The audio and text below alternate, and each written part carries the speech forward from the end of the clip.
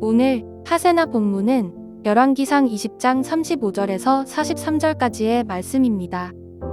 예언자의 무리 가운데서 어떤 예언자가 주님의 명령을 받고서 동료에게 자기를 때리라고 말하였으나 그 동료가 때리기를 거절하니 그 예언자가 말하였다. 내가 주님의 말씀에 순종하지 않았으니 내가 나를 떠날 때에 사자가 너를 죽일 것이다. 과연 그 사람이 그를 떠날 때에 사자가 나타나서 그를 죽였다. 그 예언자가 또 다른 사람을 만나서 자기를 때리라고 말하였다. 그러자 그 사람은 예언자를 때려서 심한 상처를 입혔다. 그 예언자는 붕대로 눈을 감아서 위장하고는 길목으로 가서 왕을 기다렸다. 왕이 그대로 지나치려고 하니 예언자는 왕을 부르며 말하였다. 임금님의 종인 제가 전쟁터에 갔습니다. 그런데 어떤 사람이 저에게로 포로 한 명을 데리고 와서는 그 사람을 감시하라고 하였습니다. 포로가 도망을 하면 제가 대신 죽든지 아니면 은 한 달란트를 물어내야 한다고 하였습니다. 그런데 임금님의 종인 소인이 이 일 저 일을 하는 동안에 그 포로가 없어지고 말았습니다. 그러자 이스라엘 왕이 그에게 말하였다. 내가 받아들인 것이니 벌금을 물어야 한다. 그 예언자는 그의 눈에 감은 붕대를 급히 풀었다. 그때에야 이스라엘 왕은 그가 예언자 가운데 한 사람임을 알았다. 그 예언자는 왕에게 이렇게 말하였다. 주님께서 이렇게 말씀하셨습니다. 내가 멸망시키기로 작정한 사람을 내가 직접 놓아 주었으니 너는 그 목숨을 대신하여서 죽게 될 것이고 내 백성은 그의 백성을 대신하여서 멸망할 것이다. 이스라엘 왕은 마음이 상하여 화를 내면서 사마리아에 있는 자기의 궁으로 돌아갔다. 오늘도 주님의 평안이 우리의 삶 가운데 함께 하시기를 기도합니다. 오늘 하세나 말씀은 자신의 마음대로 베나닷을 살려준 아합에 대한 하나님의 심판의 메시지입니다. 하나님께서는 선지자를 통해 아합에 대한 심판의 메시지를 전하셨습니다. 그런데 우리는 이 모든 과정을 다 이해하기는 어렵습니다. 예언자의 무리 가운데서 한 예언자가 주님의 말씀을 받았습니다. 동료에게 자기를 때리라고 했죠. 그리고 때리지 않는다는 이유로 사자에게 죽임을 당할 것을 예언했고 실제로 그 사람은 사자에게 죽임을 당했습니다. 정말 상식 밖의 일이 일어난 것입니다. 사실 이 일은 성경에서 생략될 수도 있는 일이었지만 이 사건은 하나님의 말씀을 따르는 것이 인간적 판단으로 친구를 때리는 것을 싫어했던 한 예언자의 죽음을 통해서 하나님의 뜻이 아니라 자신의 판단으로 베나닷을 살려준 아합 역시 반드시 죽을 수밖에 없음을 예시하기 위함이었습니다.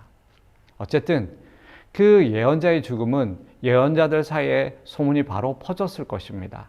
그래서 두 번째 예언자는 친구 예언자를 사정없이 때렸던 것이죠. 맞은 예언자는 전쟁에 출전하여 부상당한 군인처럼 붕대를 감고 위장하고 길목에서 왕을 기다렸죠. 그 당시 누구나 자신의 문제에 대해 왕에게 최종 판결을 내려달라 호소할 수 있었습니다. 변장한 예언자는 지어낸 사연을 이야기했습니다. 꼭 다윗 왕의 간음 사건 때 나단 선지자가 다윗을 찾아와 이야기한 장면이 생각이 납니다. 예언자는 자신이 전쟁에 나갔다가 포로 한 명을 감시하는 임무를 맡았는데 그 포로가 도망하면 자신이 대신 죽든지 아니면 은 한 달란트를 물어내야 했는데 그 포로가 없어졌다라고 이야기했습니다. 예언자의 지어낸 이야기지만 왕에게 자신의 문제를 해결해 달라고 요청했던 것이죠. 사실 오늘 예언자가 말한 그 은 한 달란트는 엄청난 액수였습니다. 그 당시 은 한 달란트면 노예 100명을 살 수 있는 큰 돈이었습니다. 아합 왕도 이 이야기를 들을 때 포로 한 명의 몸값으로는 너무나 큰 액수라는 것을 잘 알고 있었습니다. 그래서 이 사람이 자신에게 탕감의 판결을 요구하는 것이라 생각했을 것입니다. 그러나 아합은 단호하게 계약이 그러하니 네가 약속한 벌금을 물어야 한다라고 말했던 것입니다. 아합은 지금 스스로에게 판결을 한 것이었습니다.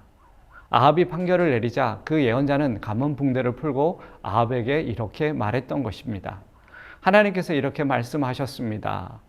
내가 멸망시키기로 작정한 사람을 네가 직접 놓아주었으니 너는 그 목숨을 대신하여서 죽게 될 것이고 내 백성은 그의 백성을 대신하여 멸망할 것이다.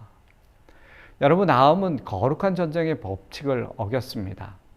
그에게는 자기 마음대로 베나닷을 풀어줄 권리가 없었지요.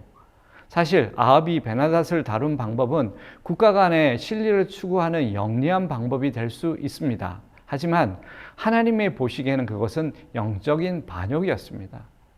그 전쟁을 승리로 이끄신 것은 하나님이셨고 이스라엘을 괴롭게 하던 시리아를 심판하길 원하셨던 것이죠. 하지만 아합은 자신이 하나님의 자리에 앉았던 것입니다. 아합은 최소한 행동으로도 하나님께 여쭈었어야 했습니다. 그래서 하나님께서는 결국 아합에게 사형 선고를 내리셨습니다. 너는 그 목숨을 대신하여서 죽게 될 것이고 내 백성은 그의 백성을 대신하여서 멸망하게 할 것이다.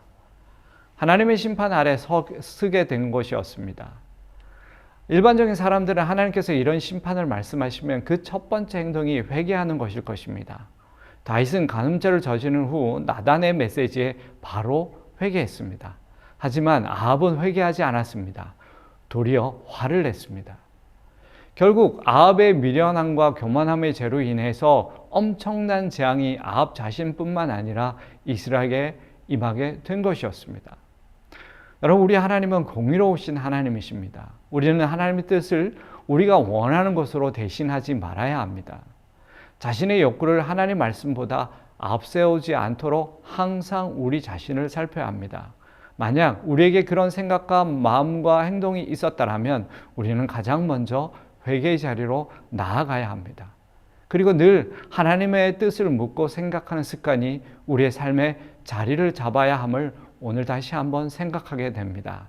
매 순간 주님의 뜻을 묻고 살아가는 저희들이 되기를 소망합니다. 오늘의 하시조는 가정에서 대화의 시간을 갖는 것입니다. 가족들의 마음은 어떤지 알아가며 격려하고 축복하는 시간을 보내시기 바랍니다. 그럼 오늘의 하시조 함께 하시죠.